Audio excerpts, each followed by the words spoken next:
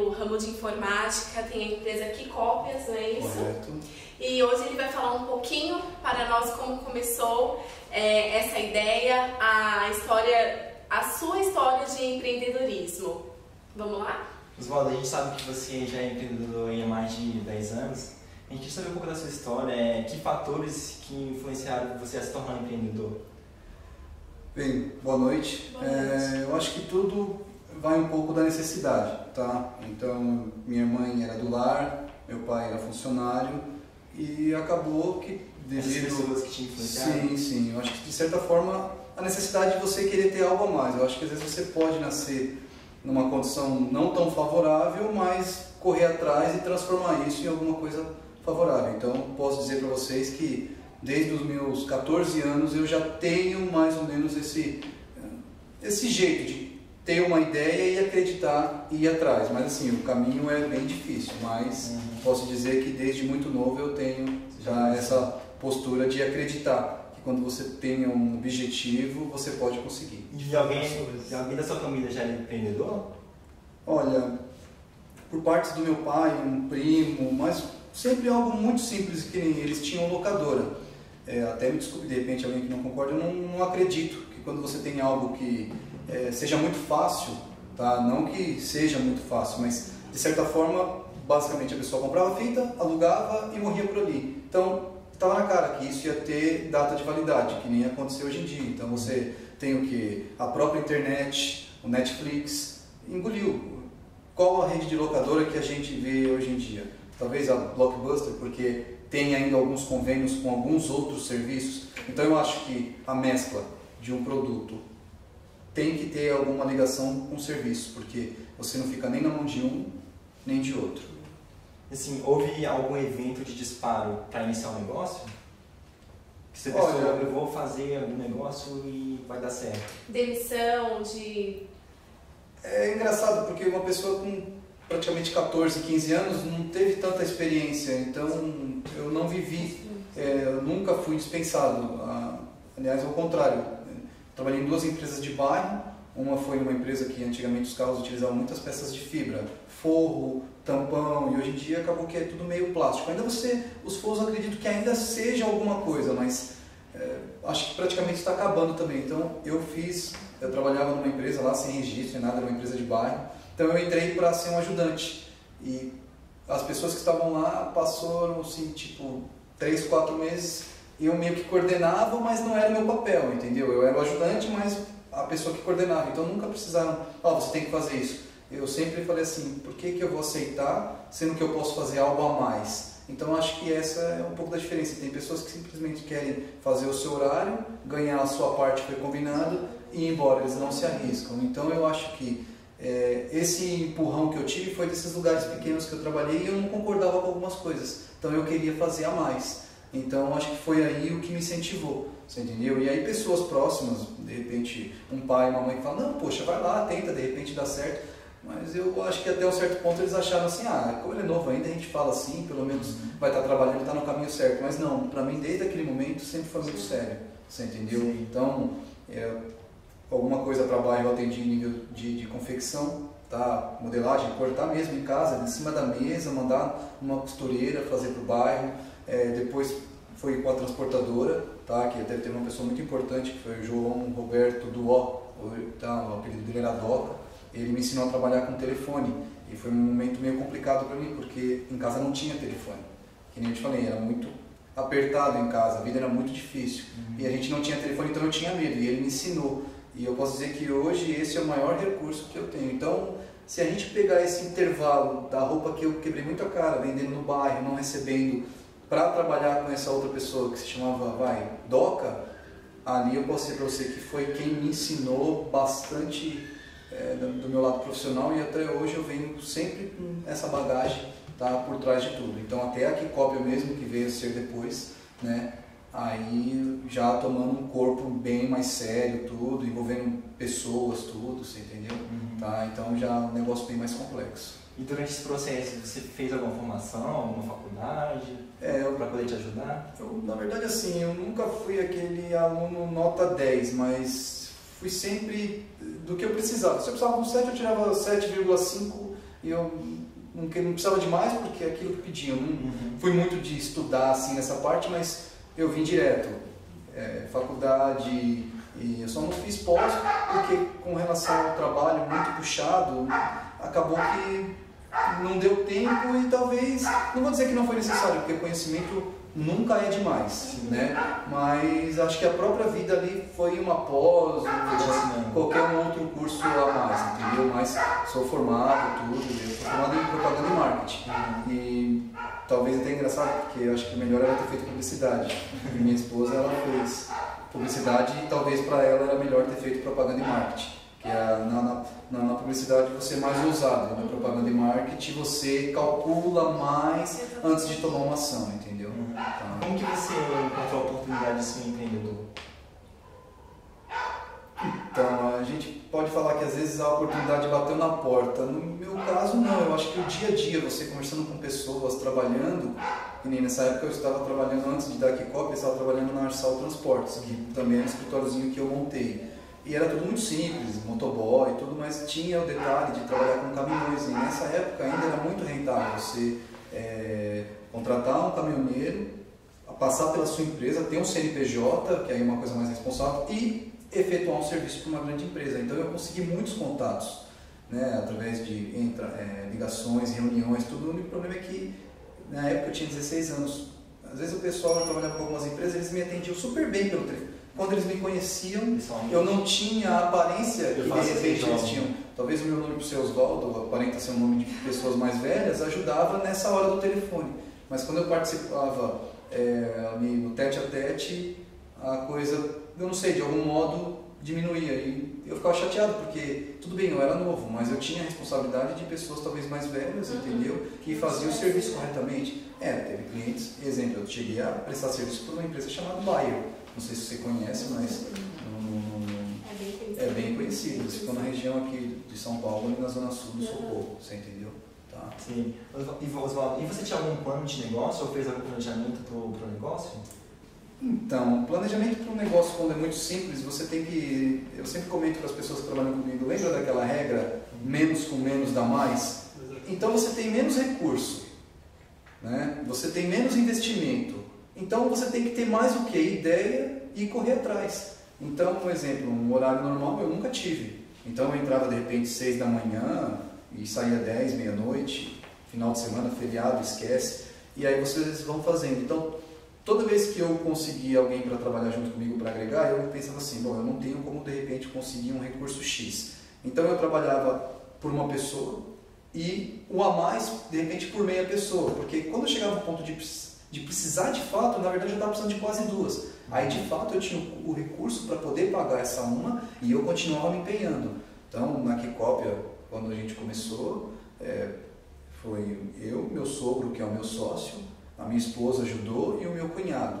A primeira pessoa que veio trabalhar com a gente, ele ganhava o salário e nós quatro praticamente tínhamos uma pequena retirada, mais a minha esposa e o meu cunhado, que a gente entendia que também eram já funcionários, mas eles abraçaram a causa.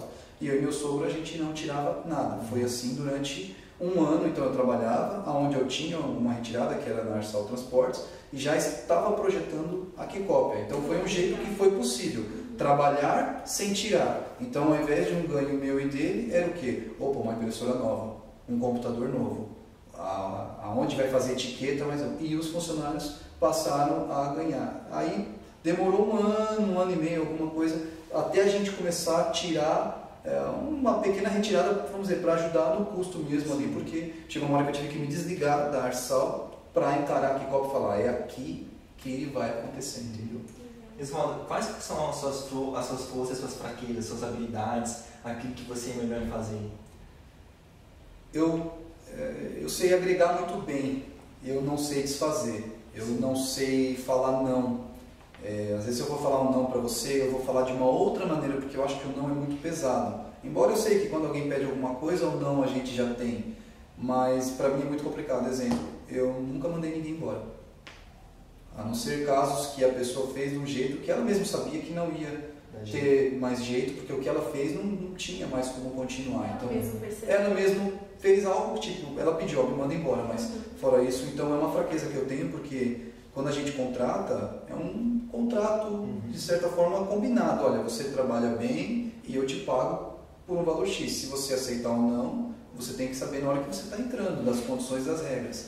Então não adianta depois a pessoa, mas querer reivindicar. Agora, você pode, durante o tempo, tá, pegar e fazer de uma maneira que isso retorne financeiramente para você. E é isso que realmente é muito difícil hoje em dia. Tá? Então essa é uma fraqueza minha. Eu, normalmente, quando vou falar não, ou quando tenho que me desligar de alguma pessoa, para mim é um dia muito difícil. Posso dizer que é um dia que eu passo muito mal, porque você já sabe que a pessoa vai sair. Entendeu? Agora, quando às vezes a pessoa quer sair, é uma coisa mais fácil, porque eu entendo, não, a pessoa queria alguma coisa melhor, ou coisa assim. Sim.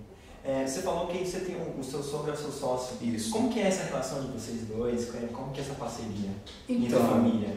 é muito legal porque assim, ele já é muito mais experiente. Eu tenho 34, estou fazendo 35 agora no meio do ano, e ele já tem 67 anos.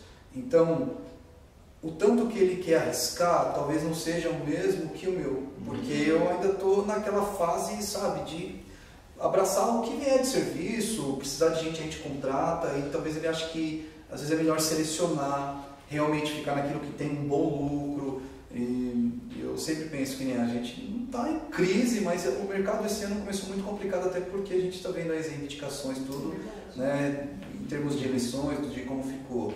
E o que acontece com isso? Eu acho que às vezes um mau negócio, mas que você tem às vezes uma margem um pouco menor, se você pega 10 mau negócios, que às vezes não tem a margem que você queria, você tem um valor, talvez que no final seja bom. E em tempos de crise, talvez seja uma solução, porque quem quer um mau negócio? Então você não tem tanta concorrência. Agora, e um bom negócio? Quantos estão batendo nas portas dos meus melhores clientes? E isso é ruim, porque barganha-se muito e você acaba perdendo margem, e a gente é uma empresa pequena, entendeu? Oswaldo, qual que foi o momento mais crítico no início ou mesmo depois da criação do negócio? Assim, quando você começa, às vezes você se vê e se questiona, puxa, será que vai dar certo? Porque o tempo está passando e o negócio ele não acontece em 1, 2 dias e talvez nem em meses. Demora para criar um corpo, para você mesmo acreditar, você entendeu? E assim, a gente, lógico, que está iniciando, acredita desde que começou, porque senão não teria feito, pelo menos eu tenho esse princípio. O problema é fazer as pessoas que trabalham com você acreditar, porque senão fica aquele, eu estou ganhando pouco e ele está ganhando muito, e esse é o maior problema das empresas pequenas, eu acredito. Sim. Porque parece que o patrão está indo muito bem e quem está trabalhando não está indo mal, mas será que está se dedicando? Será que está abraçando a causa? Porque hoje são raras as pessoas que chegam a mim e falam assim, Oswaldo, olha, a gente está trabalhando e eu estou vendo que tem um outro leque que pode ser explorado. Pode ter certeza, eu vou dar atenção e sou todo ouvidos. De repente a pessoa vai falar algo que pode ser revolucionário e ela pode participar de uma coisa que seja muito rentável. E como que você superou esses momentos difíceis? Olha, aí a gente tem que, talvez, usando o ditado popular, nada como um dia após o outro, mas é bem difícil. Sim. Quando você cria um conceito, tudo, porque o início você não tem, aí de certa forma você consegue o cliente, mas manter é muito difícil. Por isso que muitas empresas participam de palestras, tudo, porque manter é, na verdade, o problema. Tá? Então é a etapa mais difícil é manter. E assim, qual foi o momento de maior satisfação dentro do negócio, pessoalmente, financeiramente? Como que foi esse ciclo? Então, na verdade, esse ciclo ele está para acontecer. Na verdade, aconteceu, mas tudo é por partes, porque a gente toma muito cuidado. Por ser pequeno, qualquer erro você pode pôr tudo a perder. A gente, há 3 anos atrás, nós adquirimos um terreno para construir a sede própria, porque hoje nós estamos no espaço alugado.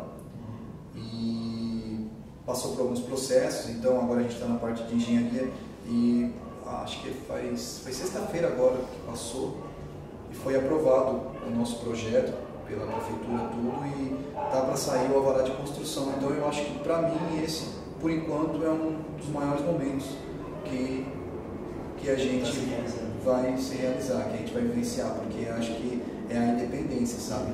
Independente do amanhã, eu tenho um espaço no qual, se ele for bem projetado, independente do que for, eu tenho um espaço. Eu posso tocar, eu posso fazer uma outra atividade, eu posso agregar, ampliar meu leque. Então eu acho que isso daí vai ser um ponto assim, bem bacana, sabe? E qual que é o lado positivo de ser um empreendedor e de ser um empreendedor, e qual o lado negativo? O lado positivo é que você sempre vai atrás das suas convicções. E o lado negativo, às vezes, é o tempo para a própria família. Porque a dedicação, ela é 100%. Às vezes você está num lugar e você não está, e isso é o que mais me incomoda. E isso comigo acontece bastante. E como que a carreira de empreendedor afetou na sua família? Então, fora a parte de às vezes você estar um pouco ausente, você às vezes consegue um estudo um pouco melhor, tá? Então hoje com certeza os meus filhos eles vão ter uma base melhor do que a minha. Só que a minha cobrança com relação ao trabalho para eles, você pode ter certeza vai ser muito grande, porque uma pessoa ela realmente só mostra quem é quando ela começa a trabalhar e começa por seus próprios passos. Eu acho que o pai e a mãe, que hoje eu sou pai de 2 crianças, tá? Eles têm a função de mostrar o caminho certo, mas eu não acho correto tudo vir de mão beijada, até porque para mim não aconteceu dessa maneira. Então eu acho que não precisa ser tanto quanto foi difícil para mim, mas também não tem que ser fácil, porque acho que tudo que vem fácil não é legal. Eles têm que ter mérito por algo que eles vão correr atrás, entendeu? Não tem valor. Exatamente. Se você tivesse a mesma oportunidade de criar um negócio de novo, você faria de novo? E se fizesse, o que você mudaria? Olha, eu acho que eu faria tudo de novo, tá? Mas é fácil falar agora que a gente já tem a visão e falar, mas o que você faria lá atrás, né? Então, alguns erros, a falta às vezes de tato para lidar com as pessoas, hoje é muito mais fácil para mim, tá? Hoje quando eu pego alguém para conversar, sento, vamos bater um papo, então você já é muito mais experiente, porque o nosso dia a dia é o que? São as pessoas que fazem acontecer. A gente tem a ideia talvez principal, mas as outras pessoas elas podem moldar ou até melhorar. Então, quando a gente inicia, eu posso dizer até por ser muito novo, as minhas convicções é as que eram certas. E você vai aprendendo com o tempo que às vezes as outras pessoas elas melhoram e muito, só que você tem que criar de uma maneira que elas participem. Então hoje isso daí eu posso dizer que na minha pessoa melhorou muito e isso ajuda bastante. Só para a gente finalizar, que conselho você daria para uma pessoa que quer se tornar um empreendedor, quer investir nisso? Olha, eu acho que assim, o sol nasceu para todo mundo. Isso é um ditado que uma avó minha que já faleceu, ela sempre falava, olha, o sol nasceu para todo mundo. Então eu acho que tem que correr atrás do sonho, tá? Tem que se estruturar bastante, se apegar mesmo à família, porque é nessa hora que de repente porque você não tem amigo no negócio, você tem pessoas que estão interessadas de certa forma em um retorno financeiro. Então, se apegar à família, pedir opiniões e quando pegar para começar, tem que ir e se preparar, porque os primeiros meses, os primeiros anos é muito difícil. Então, você não pode achar, vou trabalhar e já vou contar com esse dinheiro. Não, porque a gente trabalha realmente para ter uma melhora. Então você depende da parte financeira. Então se você se preparar antes para essa parte financeira e não contar com ela, eu acho que muitos negócios que se iniciam e nos primeiros meses, nos primeiros anos, acabam acabando porque a pessoa não se preparou. Ela já pensou em ter um lucro de imediato, você entendeu? Tá? E principalmente não ter o cartão da empresa e achar que o cartão é pessoal, porque o limite ou o valor agregado é da empresa. Então ela tem que ter uma retirada, né, uma porcentagem, ou do jeito que ela vai fazer, e aí sim falar, não, esse aqui é meu e esse aqui é da empresa. Se houver essa mistura, isso acaba. Porque a gente acaba conhecendo pessoas que tinham na mesma ramo de atividade da Quicópia, e é chato, mas quando a gente iniciou, pelo menos eu conheço aí algo próximo a 10, 15 empresas. E hoje em dia eu tenho a Quicópia mais 2, 3 que eram do mesmo porte que continuaram. O resto, ou diminuiu muito, a pessoa praticamente está sozinha, ou já não existe mais. Entendi. Então, gente, essa foi a nossa entrevista com o Osvaldo, que nós queremos agradecer a atenção de vocês, e é isso aí.